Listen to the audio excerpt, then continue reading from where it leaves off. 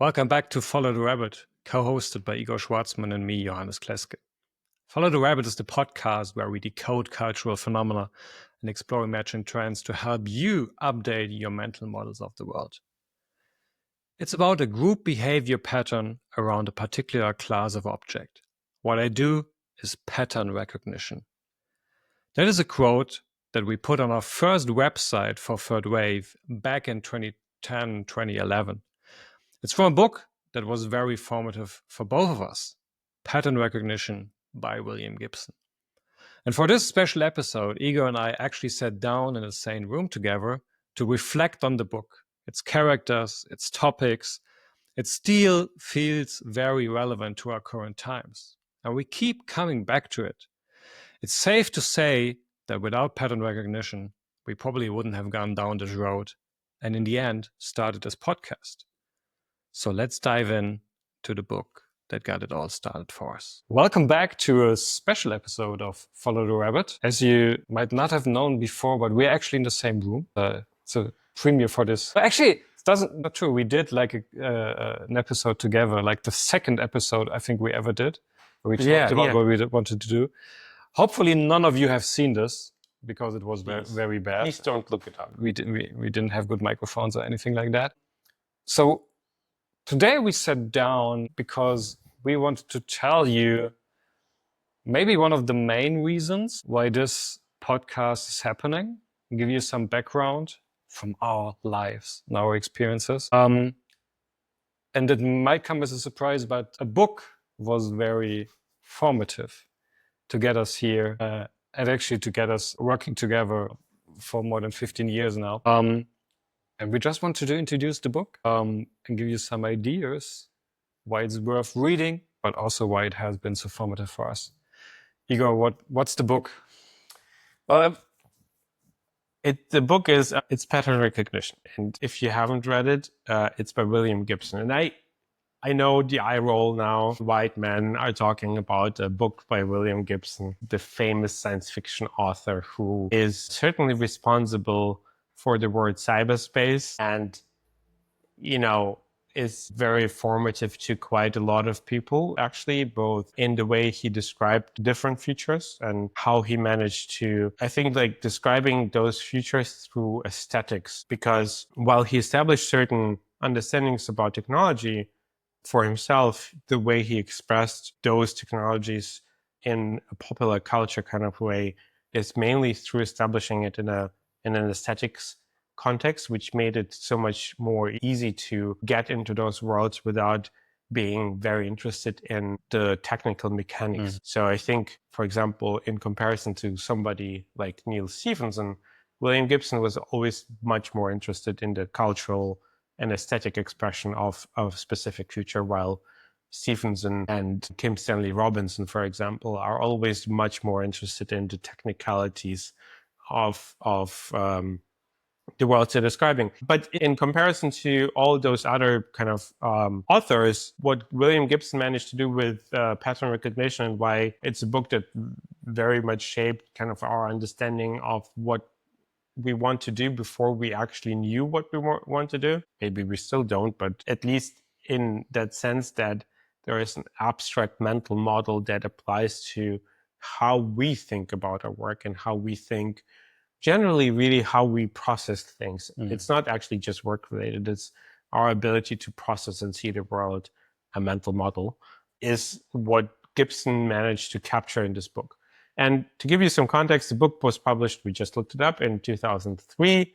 It's a 9/11 book as a vibe, not as a 9/11 book as it is dealing with 9/11, although it is mentioned, but it's a backstory to the main character that is also very much formative in how, at least I kind of think about brands and cool hunting and understanding trends. Cayce Pollard is the name. It's actually one of the first times, or the first time actually, that he used a female character as the main protagonist. And usually that's a dangerous area for male science fiction authors because they tend to kind of simplify a lot and condense it into something that they think about women, but he managed to create this really fascinating character with it through her flaws. So I think one of the terms that we started using really early on is soul delay. Sure. And then soul delay is like her, like one of the first pages is basically the book starts with her being in London. And so, okay, it's a book in 2003. I think it plays in 2002. Cayce Pollard is a cool hunter who is hired by agencies and brands to give them an assessment of their brand and what is basically happening and how it will resonate or not.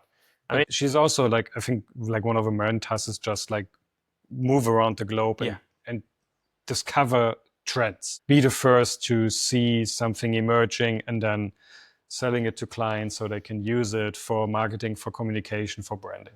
And I think that was very much aspirational for us. I mean, like when we started the third wave in 2010, we traveled like so much. Like I think like it was like in retrospect, you kind of forget all the trips that you kind of made because there were so many. But when you kind of sit down and kind of reflect and look at some of the old photos, you're like, oh, okay. And I think that was, very much shaped by this understanding of ourselves through this perspective. Okay, we need to be in the world. We want to explore this. But I would argue that was much more passive and like it was not conscious. Like it's a mental model, not a playbook.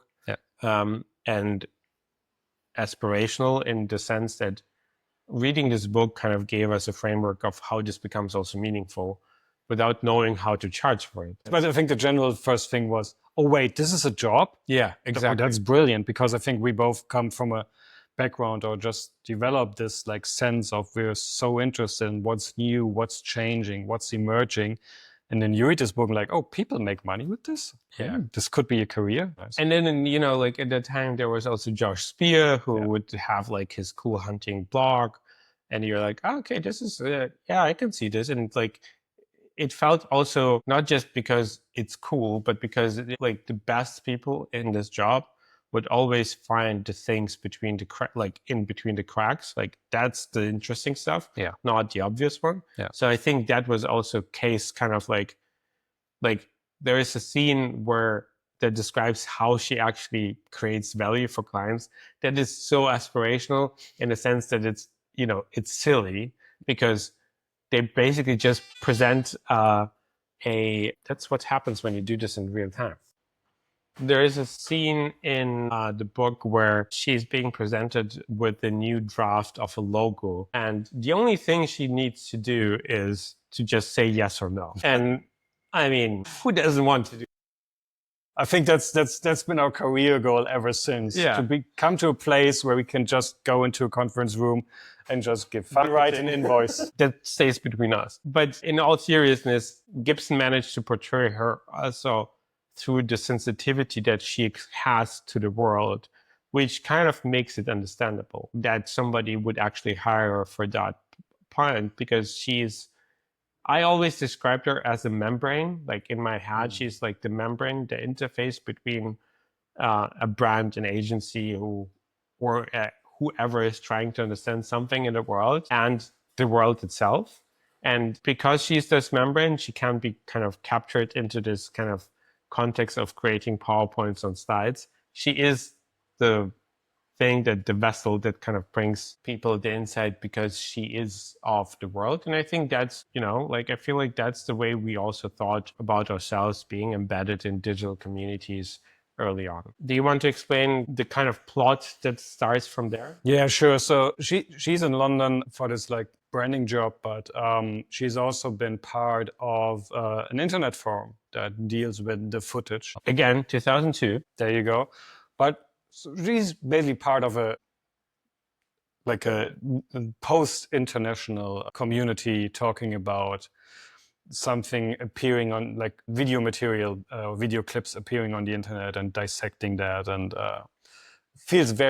once again feels like something that's very like current, of people spending time and dissecting video clips and having a lot of like philosophical discussions around that. but still remember, it's still very much pre-YouTube. And then she gets hired by Huberto Bijan, or Big End, founder of the branding agency she works for, to find the source of this video footage. And that's basically the idea or the plot of the book, is her like using all her abilities to find the source, and moving, I think, to Tokyo and Moscow in the end, to investigate into that. And yeah, so to a certain extent, I really find it, to a certain extent, it's just a spy novel, but it's about more like what's cool, what's viral, what's emerging. And I think that's something that was so fascinating. I've always been fascinated with Big End, the guy who runs this branding agency, or like this agency in general, because they actually prefer much more to be like in the back and just be like whispered about, and nobody really knows how it works, and trying to like create their own hype and be very early to things, and like always like, and then know how to monetize that. And I find it interesting because Gibson always said that for him, Big End clearly was the villain. Like it's like an obnoxious character. And then there's a whole generation, I spoke with others about this, who also have a very fond connection to the book, who always felt like more like, oh, there's something very appealing to this like post-national, post-modern lifestyle of just moving around, moving in the cracks, like between all of the standard corporate. Kind of really. So I think this is part of the appeal that's in there. And just to give you an idea how formative all of this was for us, actually for our first website for Third Wave, we put like the quintessential quote from the book as like the main header, where it says it's about group behavior pattern around a particular class of object. What I do is pattern recognition. So that's Cayce explaining what is her job. And we just like, for now, like 20 years and the 15 years we're working together, it's still the clearest definition of what we do. I mean, it's not clear to you probably. Yeah, but for us, like it's aspirational, like this, like, because it's so oftentimes it's so difficult to explain what I do. Just yesterday I gave a talk, and one of the questions afterwards was, how do you explain to your parents what you do? We don't. And we've been trying for a long time, but I think in this sentence, I think the sentence we most identify with.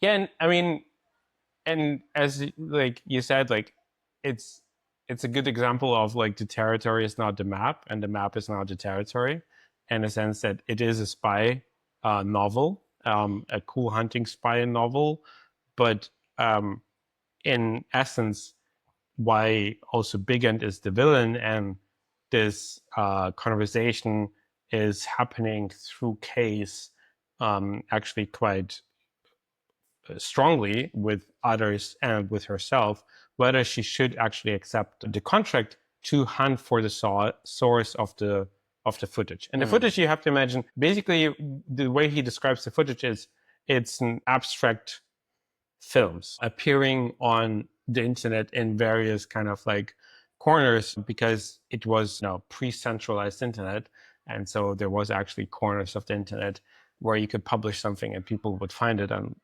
today it's a little bit more difficult, but in essence, what I think is it's kind of about, and why Big End is more or less the villain, and why she's hesitating to hire for him, because she's aware of the fact that what he wants is to exploit the cool.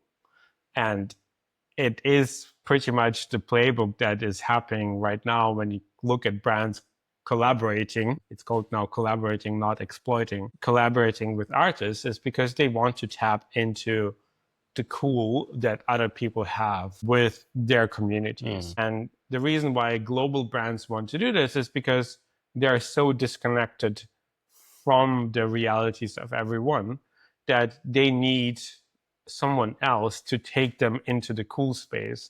That is not just utility, that is not just, being just another thing at the shelf in a shop, or, on your phone, which is even worse. And this is also the enduring appeal for us for the book, in terms of that it is a mental model for us, it is aspirational for us, but it was also instructive for us, because this ambiguity of the work that we do, because when you reveal something that you have seen, you kind of open it up to be used by someone else. And I think that ambiguity is not always easy to also confine for ourselves, in the sense that we get excited about stuff, but then, you tell it into a client and they kind of like, oh, okay, how can we do this? And you're like, well, wait. And I think that is the appeal for the book, because, and also the qualities that Gibson brings to most of his writing. I wasn't a fan of his, latest novels, because they feel just very disconnected, but there are still some really core ideas that where his mind is. And I saw him once speak where he said, like, the way he thought about pattern recognition, or the way he thinks about science fiction that actually works today, is like, it's basically about stuff that's already available but not in the supermarket. And so there's certain behavior by people, or certain technology that is available, that nobody sees fully, but that's the source for him to understand how culture will evolve and how human behavior will evolve. And pattern recognition still holds true to most of the social interactions that we see online.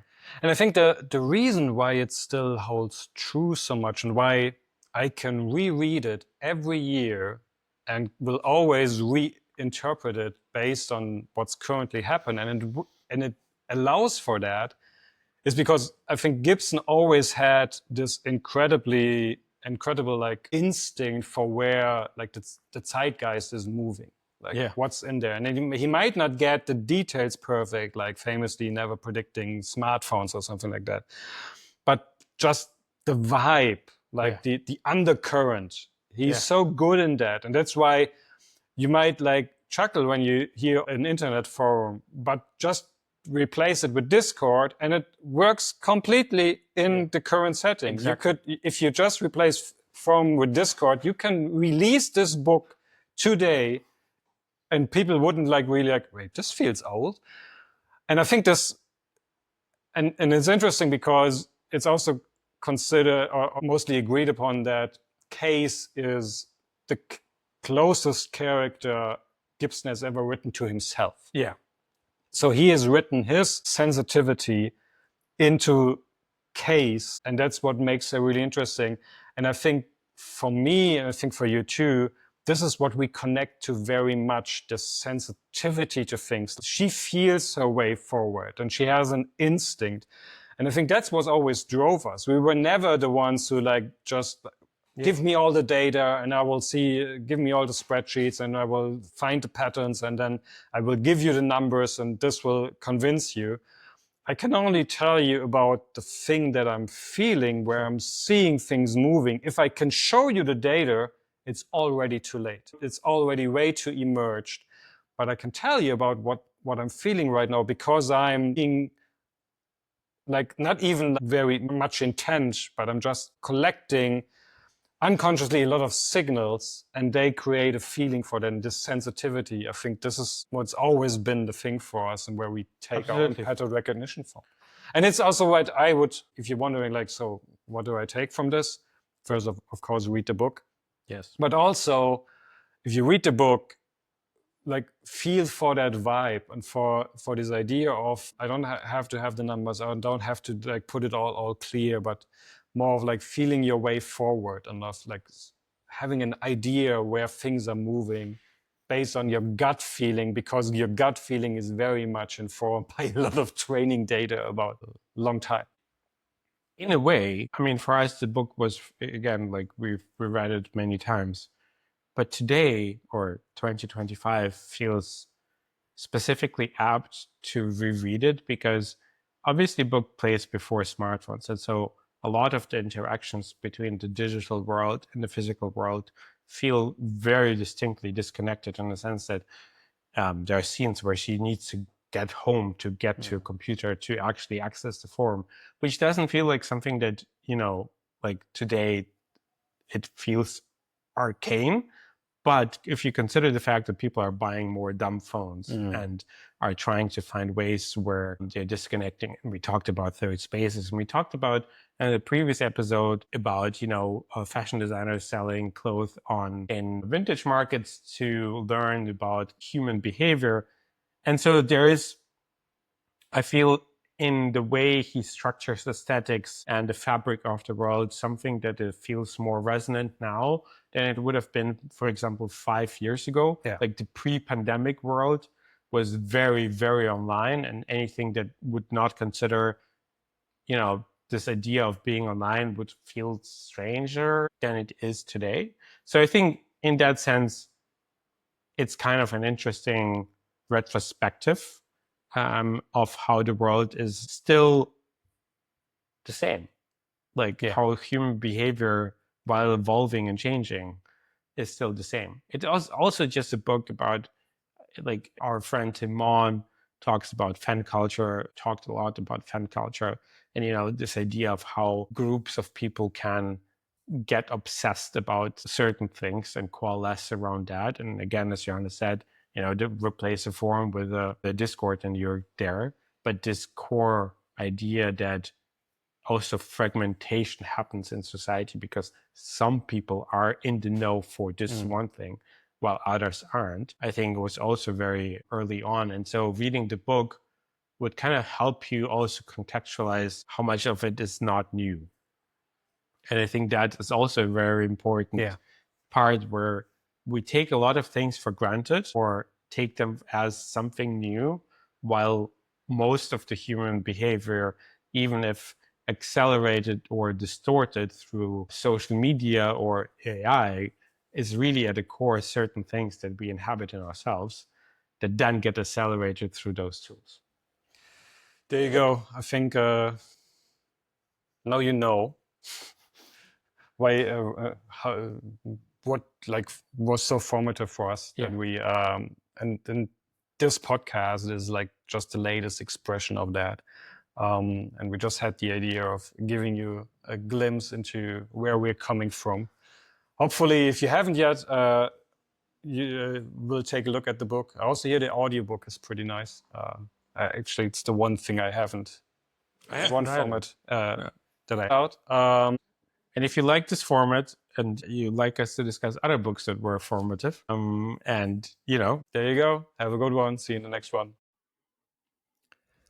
Thank you for making the time to listen to Follow the Rabbit. Please let us know your thoughts and suggestions by sending an email to ftr@knownunknowns.xyz. Like the episode on Spotify, Apple Podcasts, or YouTube. And most of all, share the episode with others who might find it interesting. It really helps us out. Thank you so much for listening in. Talk to you soon.